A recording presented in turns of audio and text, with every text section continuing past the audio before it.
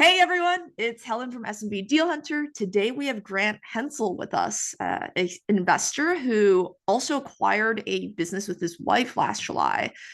Grant is now raising a fund called Entrepreneurial Capital that is investing in self-funded searchers. Really looking forward to hearing Grant's story and to pick Grant's brain today. Grant, it's great to have you on. Thanks, Alan. Yeah, so fun. Tell me about your background, Grant. Like, how did you get into this acquisition space? What were you doing before? Yeah, so I unwittingly served as a natural experiment as to whether it's better to buy or build a business. I've started businesses 10 times, and the track record has been less than stellar because two got acquired. One has done very well, and I still own, called Nonprofit Megaphone. And then seven were complete failures. And I can contrast that with I got into the whole entrepreneurship through acquisition search fund world because my wife and I did a weird hybrid where I searched and then we bought a business that she now runs as the CEO and realized that this is fantastic. I had friends from business school who did like traditional search, but fell in love with the whole self-funded search model and then started investing in other people doing self-funded searches. And now we're raising this small fund to do more of that called Entrepreneurial Capital. And the success rate, I can just share, has been dramatically better on the buying and investing in people buying businesses than starting. And so that is what we are doing going forward. I love the husband wife duo because I also work with my husband. But I'm curious, was the plan always when you made the acquisition? By the way, tell everyone what the business was that your wife now runs that I guess you searched for because that's also pretty unusual for someone to search and then have their partner be the one running it. But Yeah, it was a fun hybrid. Yeah. Um, the business is called Lexigate. It does digital marketing, specifically SEO for personal injury attorneys, which is like one of the most competitive universes in SEO. And they have a great team. It's about 21 folks. And the hybrid was great actually, because it is, this often doesn't work, but it is a different skill set of like searching versus operating. And I actually loved the search process. Like a lot of people, it's definitely frustrating up and down, but I loved it. And Julia is an incredible operator, so it was nice to be able to tag team and each play to our strengths in that. And it's nice too, like husband and wife. It's nice like having like being together and interdependent, but not like both doing the exact same thing. it's actually funny you mentioned that it's a different skill set because that's so true. Like, I never thought of it like that. But like the deal making side and the finding, it's like totally different game than actually going in and running the business after you acquire it. Was she pretty involved during the search phase or as well? Or was it like you kind of threw her in after you kind of knew you were about to close? Yeah, she was involved in diligence, so like we wouldn't get her involved until it was probably time to like consider making an LOI, and then certainly in the diligence process. She worked for Boston Consulting Group at the time, which is a quite intensive job. So we wanted to be as thoughtful about her uses of time as possible because she did not have a lot of free time lying around at that point. And how did you think about sort of, after that acquisition and going and investing in self-funded searchers versus like just making another acquisition of your own? Yeah. My belief is that the key to this whole space is actually typically the operator. I knew Julia was an awesome operator, and so that was fantastic. And if I had like a long list of people that were like I was equally confident in, and who wanted to do like buy and run a business, then I probably would have kept doing that. Uh, but a nice way to have folks that definitely want to do the operating path is just to talk to other searchers, which is what we started doing, and realize that that is probably maybe a more effective way. Because from an investor standpoint, it's beautiful. The self-fund search process is beautiful because running a business is hard. It takes a lot of grit, takes a lot of emotional fortitude, and so does searching. And so the search process is kind of like a natural filter that is basically like a 12 to 24-month testing ground where if you can do that well, even though it's very different skills, like the emotional resilience that's required is quite similar. So like if someone can do that, it's actually great evidence that they probably are going to have what it takes to run a business. And so I liked that about the model of if we were going to invest in other people that I didn't know as well as my wife, I kind of wanted to see them go through that process. And so that led us towards the investing side pretty naturally. What are some of the deals that you've now invested in? Can you sort of share a little bit about them and how maybe like what the businesses are, um, maybe how they've performed, if there's enough data there, but love to hear more.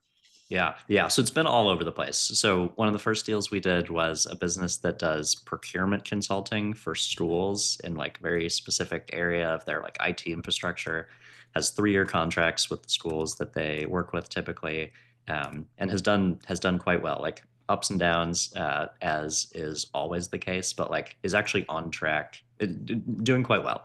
Um, at sort of like on track with where they wanted to be, which has been fantastic.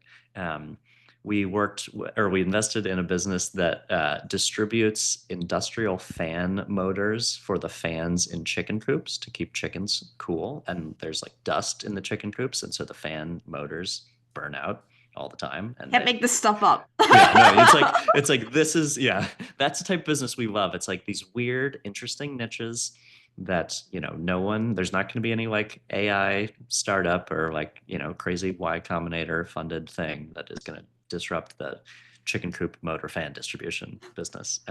And so we love that. But yeah, all kinds of things. We invested in a guy who bought like a small light manufacturing business in a particular niche, who had previously run a very similar light manufacturing business as the president, and he had a little bit of equity, but he wasn't the primary owner.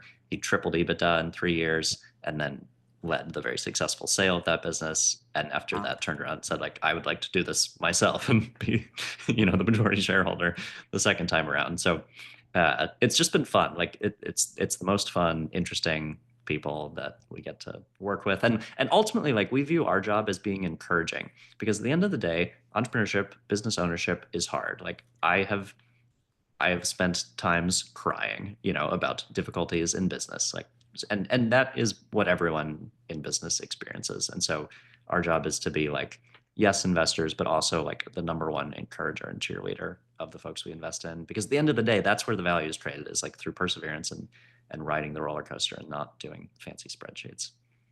100%, especially when, the search phase, as you mentioned, is so grueling that but the real work starts after you close the deal, and that could have been like 2 years later, which is crazy. Totally right. You run a marathon just to get to the starting line. Yeah, it's pretty nuts. But how have you sort of come across these searchers that you have invested in to date? Where are you finding these opportunities? It's been all over the place. It's so interesting. So entrepreneurial capital is now, I'm doing this with like a high degree of focus. It is typical that most investors are doing this in like a highly sort of part-time or like on the side capacity. And so since we're giving more focused energy to it, the amount of deal flow that we've received has been fantastic. Like I think I probably talked to like 4 searchers yesterday, um, which is like a very normal day. And it's through Twitter, it's through LinkedIn, it's through communities, it's through all over the place.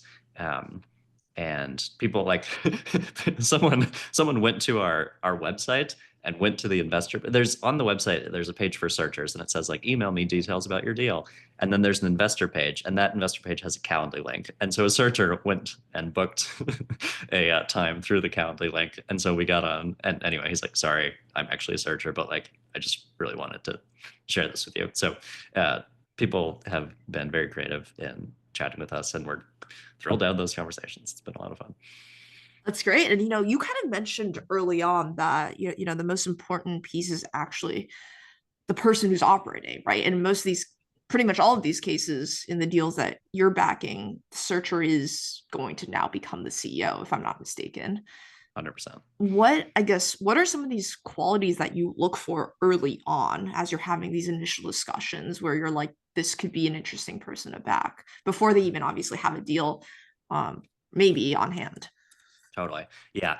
In practical terms, there's a whole list of things that we would look at that would immediately disqualify someone from maybe being the right person that we would want to collaborate with as an investor. So um, we are looking for grit, and we're looking for like scrappiness, efficiency, like, figuring things out, um, being very thoughtful with money and stewarding it well. Um, we are looking for even the slightest hints of like lack of integrity. We believe it's impossible to do a good deal with a person that lacks integrity, and so like very sensitive to that. Um, just like basic things like people's ability to communicate, people's ability to do what they say and like follow up thoughtfully and reliably. Like if someone says like, "Yep, I'll send you the deck tonight," do they actually send the deck tonight? Um, and then That's such an once easy one to it's disqualify people. so It's easy. Totally. It's so easy. Yeah. Yep. Yep. And life gets busy or whatever, but it just, and if someone like sends it the next morning, it doesn't mean like, okay, you're immediately off the list, but it's just, there are little data points, that we're trying to triangulate. And then if someone does actually like, they have a great deal that we like and the diligence in the business happens, like we'll do background checks, reference checks, and all those things as well, because we really, the business is in many ways easier to vet than the searcher, and the searcher takes a lot of creativity to really get to know. and what stage are you mostly having these conversations? Is it, early on in the search, do they have to have a deal sort of under LOI? At what point do you like, because you can talk to people all day who are just interested in buying a business, right? So I'm curious. Totally. I know. I'm so torn on this because on the one hand, the searcher is so important and it's nice to get to know the searcher over a longer period of time so that we have more data points to sort of vet them. And on the other hand, there are only so many hours in the day and it is really tricky. So it's a mix. We're thrilled to talk to searchers who are under LOI. And we also do chat with searchers who are pre-LOI, especially if they've like been introduced to us by someone else that we know, or there's like, like a really strong signals of credibility from them, things like that. But yeah, that's the tough part is I would love to talk to everyone pre-LOI, and unfortunately we can't. Yeah, no, totally. I think it becomes very challenging because everyone wants, 30 minutes of your time, I'm sure. So Totally. That's why we try and make videos. Like I put like videos on LinkedIn and stuff about like this is how investors think. These are how, the search term like investor terms work. Because hopefully a lot of the questions for pre-LI searchers are the same. And it's like, okay, let's create content to be helpful with that. And maybe then saves you time and saves me time. no, 100%. Tell me about some examples, like so maybe specific personas of folks that you've backed or that maybe you would back.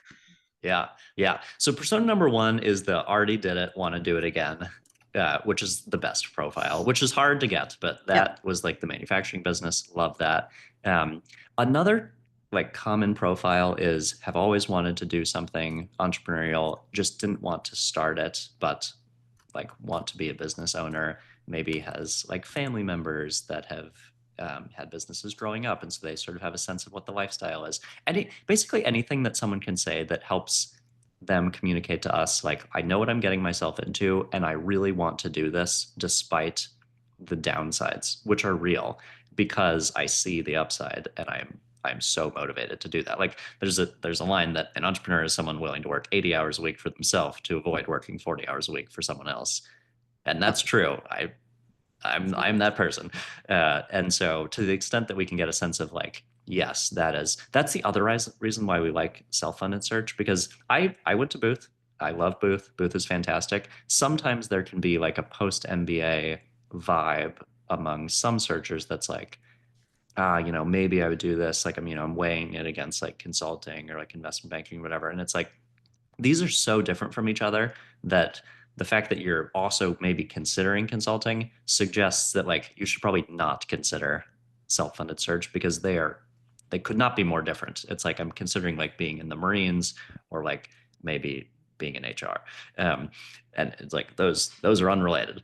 And so anyway, that is something that we ponder. But yeah, like signs of grit, signs of wanting to like really do the work to own your own professional destiny. We love that stuff. You kind of spoke about, post MBA, but, what's your perspective on someone who's a little bit more like mid-career or someone who's like a fresh MBA grad? Do you back both? Curious. Yeah, we have backed both. Like the chicken coop example was younger folks, and but if all else being equal, we prefer the life experience and the professional experience that comes from a more mid-career person. We think that that's easier for us to get a sense of, because there's more of a track record that we can look at of like what jobs have you had, what impact did you make there, How do those people talk about you? So all else being equal, we like there to actually be more experience in life and in work. No, that makes a lot of sense. You went to Booth and obviously are connected with that sort of MBA community. Are you seeing a trend of people actually pursuing search as opposed to, I feel like there's a lot of chatter about it on campuses, but someone I spoke to recently was like, I'm surprised that despite all the chatter, not that many people actually dive in and buy a business. They still end up going the consulting, whatever route. Yeah, there's a high chatter to action ratio. Okay. Like the because the booth I was one of the co-chairs of the Booth ETA club, and yeah, the number of people that were involved in that to the people who actually like did a search is probably on the order of like 10%, 20%. Like it was not definitely not the majority, which I get, and people are thinking about it, and maybe they do it later, which is great. But yeah, that is definitely the case. It's interesting too. I do think the self-funded search concept is becoming slightly more prevalent on campuses because it's an attractive model, and it's strongly worth considering relative to the traditional or And tell us a little those. bit more about that. For folks who are listening who aren't so familiar with the self-funded search model versus the traditional search model, and maybe why now the self-funded search model is gaining popularity. Can you just explain that a little bit to folks? Yeah. So traditional search is called traditional because it's the oldest. It's been around for decades. And in the traditional search model, someone graduates from a probably top five, top 10 MBA program. They raise a search fund, and which is maybe 400 or $500,000 from maybe 10 investors, 10 or 20, 10 or 15. And then that gives them runway to search professionally full time for typically 2 years. And then if they find a business, they bring it to their investors and they say, would you like to put up the capital for this? The investors also help with debt relationships. And it's probably like 50-50 debt to equity. Tends to be bigger business. So maybe 2, 3, 4, $5 million in EBITDA.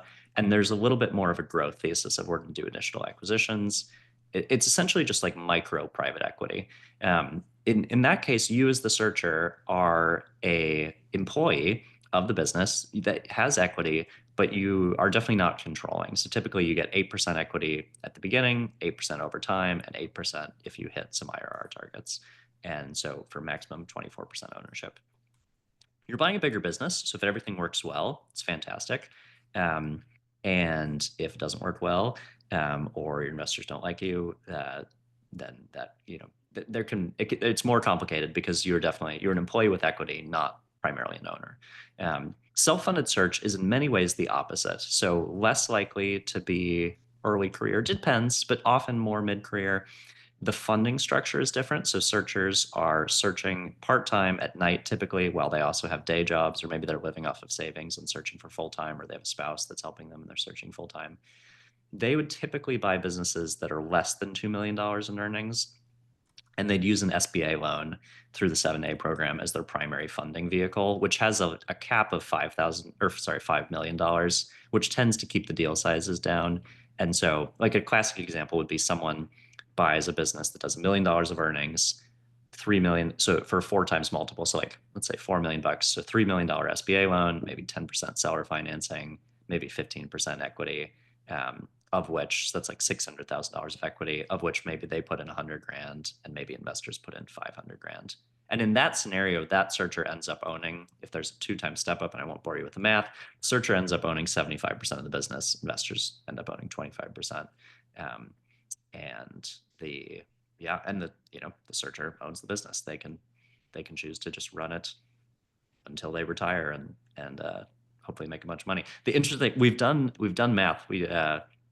If a searcher buys a business like that with those terms and grows revenue by 5% a year and then sells it in 10 years for the same multiple that they entered, they will make $7 million over the course of that from salary and then from distributions. And if they can instead grow revenue by 10% a year, everything stays the same. So margins are the same, everything's the same, but revenue grows 10% a year, and they can exit for a 5 times multiple instead of 4, they make $13.5 million over a 10-year period. So it's quite compelling. And investors do quite well along the way as well. So anyway, that's why we love this. To me, having started a lot of businesses from scratch, not knowing about this originally, this is a dramatically better path on average than like a venture-backed startup is by a mile.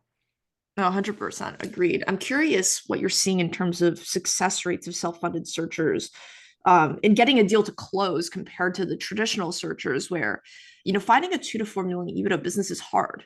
Like your TAM is just much smaller, right? So what are you kind of seeing there? Do you find that more people are closing deals because their more deals are smaller?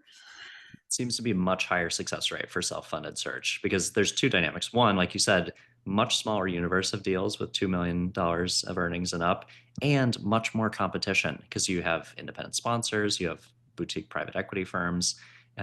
So yes, and that's another topic that was a big discussion that I've just like heard from the booth search community is that traditional searchers are having a real hard time closing transactions. Whereas we are seeing lots of, and I mean, Helen, you're Yeah, seeing lots of people closing transactions in the self-funded world and doesn't seem to be slowing down. 100%. And tell me a little bit about what investors are looking for. Investors like you in this space. What are sort of the returns you can expect? Maybe if you were just an individual, let's say, because it's mostly, let's say, mostly retail investors. So, um, what can you expect in terms of terms? Maybe is there something that's sort of common? Tell us a little bit more about that. Yeah, the space is becoming more professional, and we're trying to help lead the charge on that. Of there are increasingly standardized self-funded search terms for investors, which just saves everyone a huge amount of time. They're very reasonable. They've been like sort of honed over the past many years, and there's basically four components to those terms. So, investor money. If we go back to the example of the searcher buying $1 million of earnings for $4 million, let's say investors are putting in 500 grand. Term number one is that there's a preferred return that is applied to the investment that investors put in. So in this case, let's say investors are putting in, let's just say our fund is putting in 500 grand and the preferred return is 10%. It's typically 8 to 12, but 10 is certainly the most common. So that means that the searcher, after buying the business, will owe a preferred return of, in this case, 50 grand, 10% a year on our $500,000 investment. It does not have to be paid in cash in a given year, but if it's not paid in a given year, it accumulates. And that brings us to the second thing, which is prioritized return of capital. So the searcher takes a salary. The salary is capped with like, it's like allowable like 3 to 5% a year increases, but the salary is capped so that the searcher makes most of their real money through distributions, which aligns their incentives with investors because investors also make their money through distributions. And so the terms are, other than for taxes, 100% of distributions have to first go to paying investors the preferred return and then returning their invested capital. And then once that's done, the preferred return goes away and investors just have their ownership stake, which brings us to part three, the step up, which is the most confusing term in all of self-funded search. The step up is the percentage of the business that investors own, and it's calculated as what percentage of the purchase price did they provide. So in this case, 500 grand out of 4 million is 12.5% multiplied by a step up. 2 is a pretty common number. Sometimes it's higher, but let's just call it 2. So investors in that case would own 25% of the business, searcher would own 75%. So searcher pays the preferred return, returns capital, and then future distributions are 75-25 between them and the investors. And then investors have a list of minority protections. So like investor approval is required to raise new debt, raise new equity, sell the business, buy a new business, sort of normal things like that. So that is the standard. Sometimes deals happen with terms that are wildly worse or wildly better for one side other than that, but that's happening less and less as sort of the space has become standardized, which is great for everyone. It saves everyone a lot of legal fees, frankly, of hashing stuff out. So anyway, so that's sort of what investors should expect. And then in terms of return targets, what we underwrite to and what frankly a lot of investors do is they say, let's assume the business stays exactly as it is and grows revenue at 5% a year. Can we produce a 30% IRR or internal rate of return as an investor, given no margin expansion, no multiple expansion? And that's quite doable because people are buying businesses at low multiples, which is great. How do you think about sort of the J curve here? Where, for those listening who aren't familiar, buying a business, oftentimes that year after you buy, there's some decline in the business for various reasons. But how do you generally underwrite that? Yeah, yeah. So that's the other underwriting that we do. Number one is base case 5% a year. The second set of underwriting modeling exercises that we do is how much of a decline can the business experience in year one and not run into trouble with its debt covenants on the SBA loan or its debt obligations. And that is crucial. It is so important for people to think about like how much working capital am I putting on the balance sheet on day one? What kind of a decline in revenue or profitability can I experience? Because we've been fortunate, like a lot of the investments we've done have not had a particularly pronounced J curve, but there's always something. And even if it doesn't happen, there was always a risk that it easily could have happened. And so you have to be prepared for that because these investments are quite strong as long as the business stays the same. However, like year one, it's hard. It is hard to say the same. Everyone's like, oh, we're having very conservative 10-year growth, 10% growth in year one, even though we've been growing for like 15% a year. It's like that is not conservative. 0% is conservative in year one because it could easily drop because the seller, even if the seller is like very checked out and only spends 10 hours a week, that 10 hours a week is probably informed by 30 years of experience. And so you coming in, there are going to be all kinds of things that you're going to have to learn for the first time. And there are going to be things that the seller learned by making mistakes the hard way. You're going to make many of those similar mistakes. And that's going to be, it's going to create issues. So you have to be able to survive that. And if it doesn't happen, fantastic. But like everyone should plan under the assumption that something like that will happen. 100%. Tell me about sort of just digging into those terms a little bit, in terms of salary for searchers, like where do you see that cap out at usually? It depends on the size of the business. Like if someone is buying $1 million earning business, their salary is probably on the order of like 100 to 150 grand. Um, Smaller businesses, maybe it's less, like 75 is probably the low end that we've seen. Um, Sometimes people will, go up to like 200. I don't think I've ever seen higher than 200. That tends to produce a little bit of investor pushback. It depends on like the life stage and the career stage and the size of the business that's being acquired, but it's pretty uniform. It's like the vast majority of people are between 100 and 150 for salary. And when do distributions generally start? Are there generally always going to be distributions? Just depend on the deal with these types of deals. Um, Tell us about that. Yeah, it depends on the deal for sure, because the preferred return and all distributions after the preferred return are at the discretion of the searcher. And so they don't have to do that. Their incentives are aligned because they can't distribute to themselves until they've paid the preferred return and returned the capital. But a lot of times, especially in year one, the searcher, and we would not recommend against this, we think it's very prudent. The searcher will choose not to pay the preferred return in year one in cash because they just want to put more cash on the balance sheet and, you know, Yep. pay down some debt. And we think that that is great. But typically it depends on the deal, but like good deals probably start paying a preferred return in year two in cash and start making return of capital payments in year three, four, and so forth. And when do you see all the initial capital being returned generally in most of the deals that you're invested in?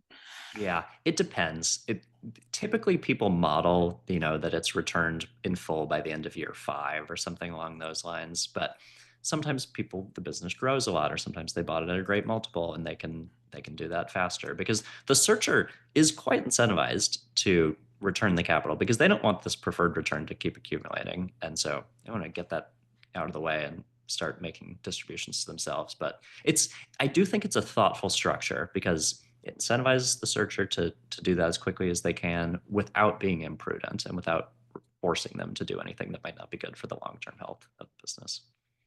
Oh, that makes sense. And tell us about the holding period that you generally like to see. Yeah, so it depends. I have historically invested personally, and now we're doing fund investments, and so there's a little bit of a difference in holding period. For personal investments, I don't care if people want to hold it forever. I think that's actually fantastic because I I want to be part of good businesses. I feel no Yeah. need to sell them. From the perspective of the fund, we're a 10-year closed-ended fund, so we need to have a route to giving investors liquidity. So we essentially ask for a put option, which says at the 7-year mark or something along those lines, we have the right to ask the searcher to buy us out. And there's terms about you agree on an appraiser, the appraiser values the business. And the nice thing about that is that, like, let's say the business was bought for 4x, and let's say now it's maybe worth 5x. Our equity is still yielding at that point 20% a year, because 1/5, like 1/5 earnings. And so it's actually quite advantageous for the searcher to maybe take on a little extra debt at the 7-year mark, probably at a 10% interest rate or maybe lower, to buy us out and thus receive interests in their own company that yield 20% a year. Like there's an Yep. arbitrage there that favors the searcher, um, which is nice. And our plan for investors is that when it's possible, if the time has come to give them liquidity, that we give each LP the option to say, we can have ourselves be bought out and we can give you cash, or we can just distribute to you your pro rata interest in this business if you want to keep it and keep the cash flow. So we like, where possible, to give people the flexibility. That's interesting. I'm curious, these terms are obviously very advantageous to the searcher, in my opinion. What do you think that is, or why do you think that is? Is it because of the SBA loan, the personal guarantee there? Is it because the searcher's spending their own capital during that entire search phase? What do you think are some of the key drivers there? Yeah, it's so interesting because depending on where you talk to, like a lot of our limited partners investing in the fund come from a venture capital world. And so it's funny because they say the exact opposite. They say, Correct. these investor terms are incredible. Like, this is, I can't believe that, you're getting preferred return, you're getting return of capital, you still own equity. Like, you're paying 4 times earnings. You have a step up. Like, I can't even believe this. And yes, and on the other hand, the terms are also quite favorable to the searcher. You put up maybe $100,000 of your own money, and you personally guarantee an SBA loan, but now you own 75% of a business worth $4 million. That's pretty good. And that is why I like this space so much, is it genuinely is a good deal for both parties. And the key that drives that is the multiple. Like, there's a phrase, the magic is in the multiple. If you're buying a good business for 4 times earnings, it's just a great transaction for both the searcher and the investor. And that's why we are so focused on like this segment of the market. It's why we're only raising $10 million for the fund, which is like a microscopic private equity fund. We want to play just in this universe because if you raise $100 million, now you have to do lower middle market deals. You're paying 6, 7, 8, 9 times earnings. And all of this stuff becomes much more difficult. And we don't like that. Like, we like it where everyone can actually win meaningfully and like in a very exciting way. And where do you see that? How long do you think it'll take for you to deploy that $10 million once you've raised all the money? We envision a 2 to 3 year investment period. And so, like, if someone makes a commitment to us for like 100 grand or whatever, it gets called over the investment period of 2 to 3 years. That seems reasonable. Like, the deal flow we've received already has been remarkable. And so I do not think that that will be. Originally, I was like, I would probably take the full 3 years. We'll see. I could see a world in which it only takes 2, 2.5, but What sort of check sizes are you guys, ideally putting into each deal? target would be between 250 and 750. And we're happy to have that be alongside other investors, or we're happy to have ourselves be the sole investor. We do a very intensive diligence process. Most people investing in self-fund search, they look at the deck, they maybe talk to the searcher, and then they YOLO in 100 grand. We're doing a much more intensive diligence process. So we're comfortable being the sole investor, if that makes sense, because we're sort of relying on our own underwriting and not Tell us really. about that a little bit. Tell us about your diligence, um, your own diligence, and also, when a searcher's coming to you and you're not just in the like just getting to know the searcher phase, but actually looking at a deal, what do you want them to have brought you in terms of materials as well? Yeah. So it's so interesting how the differences between what searchers might put in their deck that they present to investors, and what types of issues they focus on. Like, we talked to a searcher who were very interested actually in the deal that she's working on. The deck was fantastic. It answered all of the questions that we would have asked. She had clearly thought it through. It was not overly long, but beautifully concise on all of the areas that made the biggest difference. And so that, like, already, this is a very encouraging sign, because basically we're trying to diligence 2 things. One, the business, and that's things like customer concentration, supplier concentration, capital requirements, cyclicality. Is this discretionary or non-discretionary products or services they're offering, et cetera, et cetera. And all the other risk categories like insurance risk, employee risk, key employees, et cetera. We're trying to diligence that. But at the same time, we're also trying to diligence how well is the searcher thinking about those areas? Are they thinking about things that we are thinking about? Are they thinking about things we haven't thought about? Are they missing areas that we think are really important? And so we're sort of, yeah, we're looking at both those at the same time. And then for us, a key part of our process, which we'd highly recommend for every searcher, is that if we're serious about investing in a deal, we find other people who have real life experience operating in that same industry. And we say, what are the questions that you would ask? And we ask those questions because there's nothing that is a substitute for just a decade of experience doing whatever it is that that searcher is doing. And it's not that hard to find people. You can find people on LinkedIn, you can find people through entrepreneur groups, and they're often happy to help. 100%. No, I see the same thing. I'm curious, you know, what is your ideal scenario for searchers to come to you with? Is it, a deck? Is it a financial model? Are people, are most of the searchers you're talking to aware of the terms that you've already kind of laid out? Or do you kind of have to help them through putting that model together? What do you like to see? Yeah, awareness is certainly growing on like how the investor terms work, which is nice. We send people like the standard sort of self-funded search term sheet that we use early on in the process, just so that they know what it is. That's not like a big surprise. If someone has a deal under LOI or is close, in a perfect world, if they sent us an email that said, this is what we're looking at, this is revenue, earnings, multiple, deal structure, investor terms, like maybe brief historical financials if they can share that. And whether this is pre or post NDA, happy to do either way. But the first step for us is basically do an initial screen of, does this match our investment criteria? If yes, we then love to do a conversation with the searcher, get to know them, and sort of do a quick gut check of, does this searcher match the profile that we're looking for and seem like someone we'd be thrilled to work with? And then assuming that both of those match and work, then the next step is things like, yep, more thorough investor deck if it hasn't been created yet or haven't already seen it, reviewing the quality of earnings that maybe is still in process at this point because maybe they're early on, which is great, but we'll certainly want to review that. If they have access to a data room, would love to have that.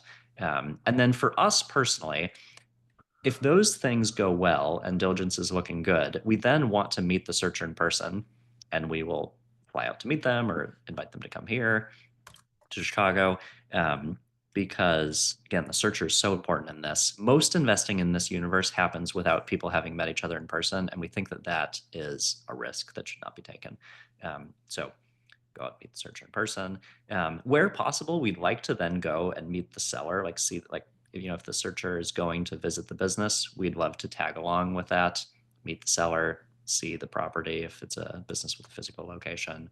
And then the whole checklist of like background checks, reference checks, there's a million things that happen after that, but those are sort of the main steps in the process. And how long does that process take you, generally speaking? I mean, obviously it's going to depend on the deal, but how quickly can you sort of give a yay or nay? Yeah, we can give a pretty quick, even from the first email of like, this is what we're doing, we can run it through our screening process, which is not official. It's just like, is this seem like a reasonable searcher buying a business for 3 to 5 times earnings with low capital requirements, low customer concentration, low cyclicality, and a history of profitability? If yes, let's talk. And then on the call, we'll typically give people a sense if it does seem like something we'd be interested in. We'll say like, this sounds like something we'd be interested in. Let's continue on the process. Or we'll say like, I don't know if this is necessarily the right fit for us. Here's why, but like happy to stay in touch. And as things evolve, we can continue to explore. But we can move fast. Like happy to. We are determined to never be the thing that holds up a deal process, and so we will leave that to the underwriting process on the debt side. But we're happy to move quickly. No, that's great. And anything in terms of deal size that you're looking for, or like industries, or anything that you in particular maybe prefer or avoid?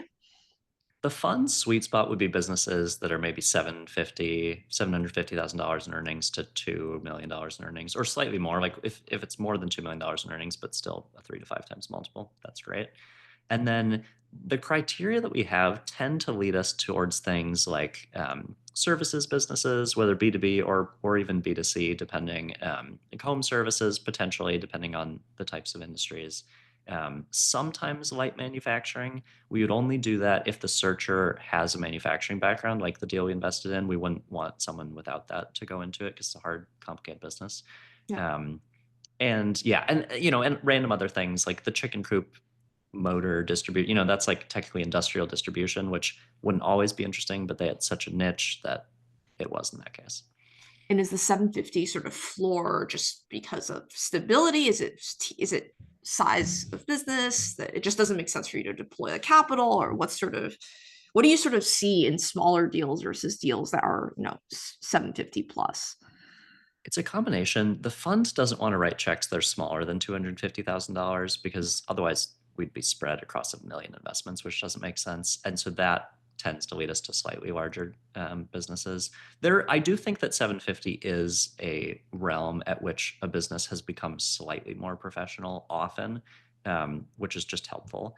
I've invested in transactions where the earnings have been smaller than that personally, but from a fund perspective, I do think smaller than that is a little bit higher risk, higher reward as well. Um, and there's a little bit more stability often, if you're 750, a million and a half of earnings. Not always, but it helps a little bit. And what's your perspective on, backing more like roll up plays or potential roll up plays?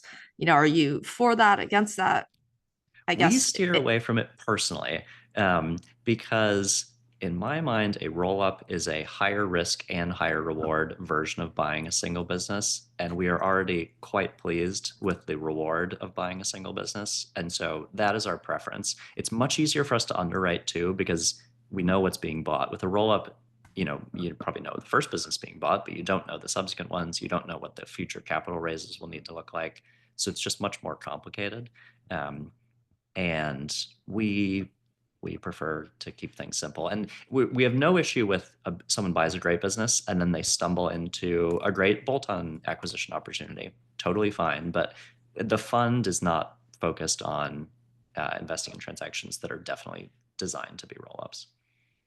that makes sense. And as you're sort of, how do you, I guess, with the deals that you've already invested in, what has been sort of your role post close, and what do you see sort of in the space in general from investors? Are they mostly silent, passive investors? Or do people actually get involved? What do you sort of see there? People are mostly passive. It's interesting. I will join, like quarterly update calls with folks we've invested in, try and be helpful, like try and ask questions. It's interesting. Often I'm the only person who makes any comments or asks any questions, It's funny. which is just funny. But yeah, we like to be supportive, like to be helpful, like to make connections for searchers to other people, to like vendors that we've worked with and had good experiences to like save them time or save them money. But yeah, post close, our job is we have voting rights that we would vote on for to preserve the interests of our investors and also the searcher in the long term. But day to day, it's like we want to be encouraging, we want to be helpful, and we don't want to be micromanaging people because by definition, self-funded searchers are people that do not want to be micromanaged, and I feel that deeply in my own soul, and so want to be helpful but don't want to be overbearing. No, that makes a lot of sense. I'm curious, kind of thinking about when someone's, maybe looking to do this on their own and just, putting down payment on their own versus raising outside capital, what you see some of the pros and cons being. Obviously, if you have the option, which oftentimes, folks don't because they need to raise $500,000 and maybe they only have 100K liquid. So I'm curious what you sort of see are the pros and cons there, and when it makes sense for someone to bring in outside capital versus not. Yeah. Yeah. I'm of two minds about this because, on the one hand, completely owning your own destiny and just doing your own thing with no outside investors can be very nice. That's what we did on the business that my wife and I bought. Um, the reason, though, that we did that is it was very similar to the business that I had started and run for 9 years. And so we felt like we had a pretty good grasp of how a business like this should be run. So I would strongly recommend people to, if whether it's through an investor or just like a very close advisor or mentor, it is great to have someone who has been an entrepreneur and been a small business owner for a long time in your corner, invested in you either personally or professionally, to just be helpful along the way, because there are whole categories of questions. What do I do? What when one of my key employees just quit? Like, I'm panicking. Like, what do I do? Questions like that, typically, like your friends and family or existing professional network, will not have experienced before and will not have thoughtful answers to potentially, but someone who's been in business for a decade, that's happened to them 6 times. And so it is invaluable to have someone that you can just ask those questions in a very raw and transparent way, whether it's an investor or just an advisor. So that's one thing, is you want to have someone like that who's closely tied to you and like invested personally or professionally. And then the second thing is you want to be very thoughtful about working capital and liquidity and having excess cash.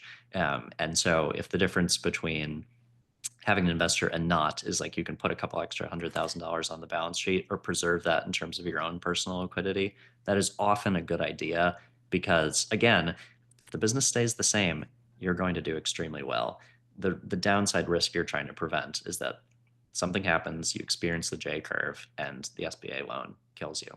And so personal liquidity, working capital is essential. That makes a lot of sense. I'm curious. I know we're jumping back and forth a little bit, but types of folks that invest in these deals, what do you see? Like, what are their general backgrounds? Is it, folks that were angel investors before? Is it, yeah, I'm curious. Is it real estate investors? Is it former founders? Like, what do you see that? It's so interesting. So we're in the fundraising process. So I'm talking to people like this all the time. And it's two main categories. Category one is successful small business owners who love small businesses as an asset class. They've seen how impactful it's been for themselves. And either they've operated quite profitably, or maybe they've sold a business and they want to have some additional exposure and diversification to the asset class of small businesses. And often they're not fully aware that like self-funded search investing even exists. And they realize like this is fantastic. So that's category number one. Category number two, which has been so fascinating for us, is we have a lot of people investing in the fund who want to do a search themselves in the future, but would like to see some iterations of how the process goes in like a more intensive and like in-depth way. And they're basically, which I think is so smart, because from my own experience, we bought a business and then we started investing. And if I was really clever, I would have reversed that, because we learned so much through the investing. And we bought a great business, and it's been wonderful, and we're very fortunate. But some of that was luck. That might not have been necessary had we first done the investing. So anyway, that's just fascinating. And I think people are very smart to do that. It has not been a lot of like, oh, I love real estate, or oh, I used to love angel. It's been more like people who have small business experience, like small businesses as an asset class, and want to have more diversification and exposure into that, which is interesting. It makes sense, but it's not what I originally assumed.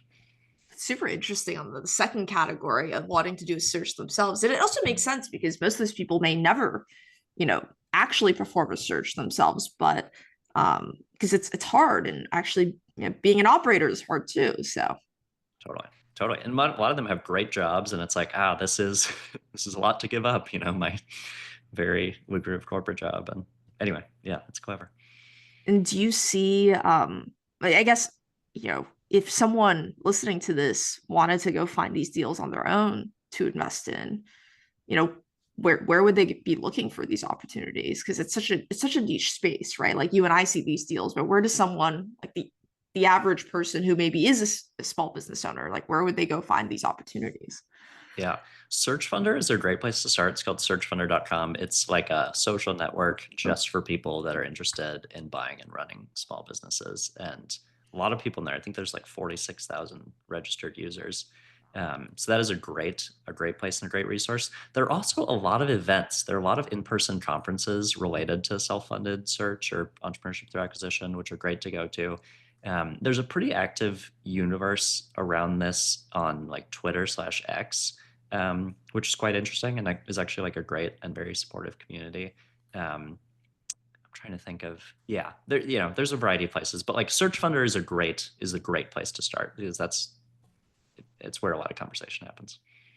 It's great. And I'm curious with your fund, um, what led you to decide to actually raise a fund and be on the GP side versus, continuing to invest on your own?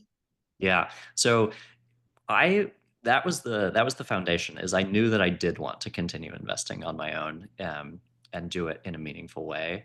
And essentially what I realized is that there is interesting value that's created by someone doing a lot of diligence and doing a lot of vetting and doing a lot of deal flow cultivation that would probably like outstrip my ability to personally invest in all of the opportunities that that generated.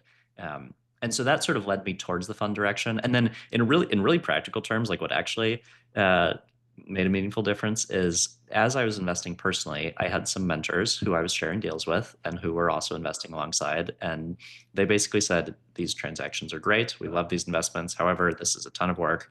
Why don't you do us a favor and create a fund and we'll just invest in the fund and you can do all the work. Wouldn't that be nice? And so it's like, yep, happy to be helpful. I've wanted to do this anyway, so this is perfect timing. And do you see yourself investing um, on the LP side into into each deal as well, or sorry, Yes. at the fund level as well? Yes. So yeah, I am making it. I am the current largest LP of the fund, and intend to keep it that way. Yes. That's great. What are you sort of most excited about in this space right now? Any sort of specific trends you're sort of seeing? You kind of I mentioned a couple of them, right? Like professionalization, of especially some of the common terms, but anything else you're sort of seeing in this space, especially as I think a lot of people would say, is it getting more saturated? Is it getting more visibility? All of those things. But what's your sort of take on this whole ETA space right now? Yeah, I do not think it's getting more saturated, but I do think that the support systems around it are growing and becoming more sophisticated, which I think is fantastic because at the end of the day, the value creation here is there are many businesses that need to sell. They have retiring owners and they need to sell. And so the job of the entrepreneurship through acquisition community, which we're all part of, is to make sure that there are searchers who can buy and steward those businesses effectively into the next generation. And so the actual measure of success for the searcher, for investors, for intermediaries, for communities, all of that is people buying and running businesses successfully. And the amount of support resources that now exist, versus 5, 10 years ago is night and day. And I think that's fantastic because that is what it's all about. Like when I run, when I started our business nonprofit Megaphone, there are actually a lot of resources for entrepreneurs and for people running existing businesses, but not as much for people who specifically bought and are now running a business. And it's dramatically different. It's so different. I've seen this with my wife's experience and with all the searchers we've invested in. When I started nonprofit Megaphone, we were able to put one brick on the building, on the house that we were building at a time. And when you're a searcher, you come into a house that's already been built, and some of the bricks need to be replaced for like processes that don't make sense, and you got to like switch it out, and you don't exactly know like how the bricklayers previously did the work, and it's a little bit confusing. And that is a unique challenge that has not historically been well served by a lot of like the entrepreneurship groups that are out there. And so I love that there are far more sport resources available now. No, I love that analogy. I think that's so true. I mean, is there some people I speak to who are even like, is there a point in getting into the space at all? It's so competitive now.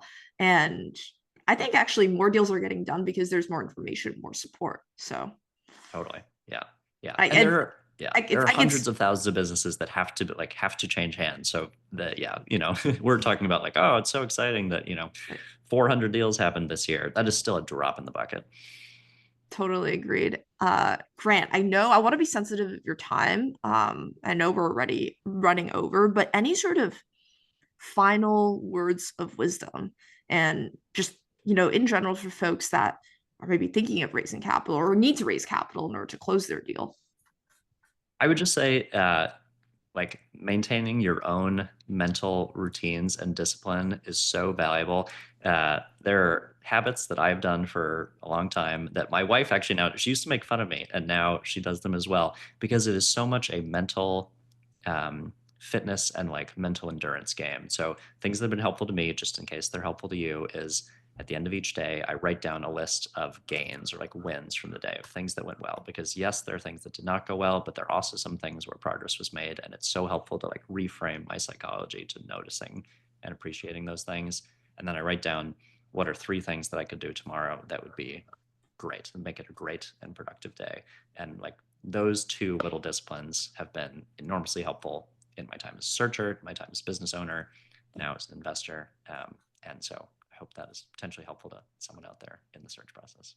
I love that. I'm gonna start doing that. I informally do that, anytime I think of, anytime I remember, but I'm gonna start doing that too. I love that. That's It's a great. lot of fun. It's a lot of fun. And Grant, I guess final question is for those who want to reach out, whether it's because they have a deal they want to talk to you about or they want to invest in your fund, what's the best way to reach you?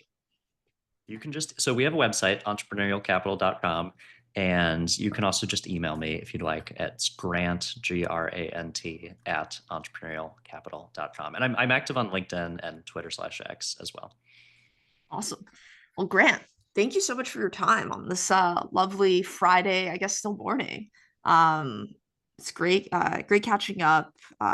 This is super helpful. I'm sure this will be very helpful for folks who are looking to raise capital, listening in. But excited to keep, hearing all the progress you make as this you get this fund off the ground. I appreciate it. Thanks so much. So great to chat as always.